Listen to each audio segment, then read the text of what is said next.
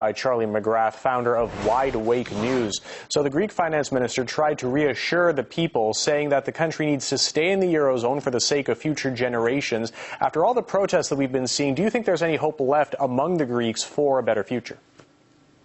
Well, for the citizens, I do not. I mean, it's pretty obvious that the European Central Bank and the cabal of banksters that are currently running the global financial system have put their puppet in there, Papademos, and he will do everything possible until he is let go of his tenure as prime minister to ensure that they will have this onerous austerity be implemented onto them. So for the people of Greece, the prospect, the future is not bright at all. All this is being done, of course, to make sure that banks don't realize any losses at the expense of the people of Greece.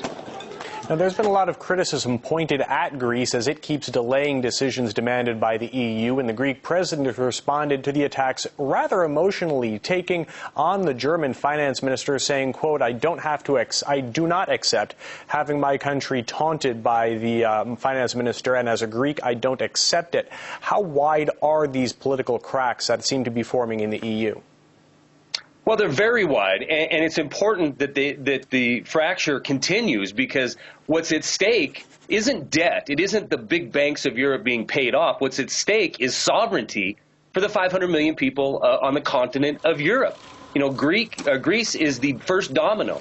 Once they eradicate a sovereign nation in Greece, which they are trying hand over fist to achieve over there by neutering their parliament, by dictating financial laws from Brussels, once that's achieved in Greece, you know what, it is not going to stop there. And I think that's what a lot of people don't realize. You know, even the day that this Greek deal was announced, Moody's came out and downgraded Austria, France, Italy, Malta, Portugal, Slovenia, Slovakia, Spain, and the UK. They are not going to stop until they can eradicate representative government inside of Europe and have everything controlled financially out of Brussels. And if you control the financial aspect of these countries, you control these countries.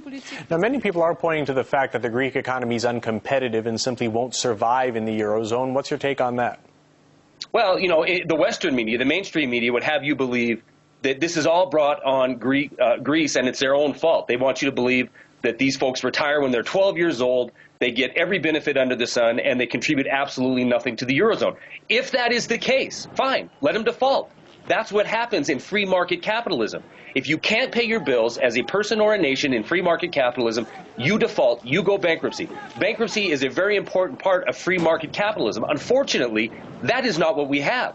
We have a disaster capitalism. We will use disaster, use crisis in order to implement austerity and make whole entire nations debt slaves. These European banksters, they took a lesson from what happened in this country, the United States, in 2008. And this time, instead of asking the people of the continent of Europe to bail out the banks, they're demanding it.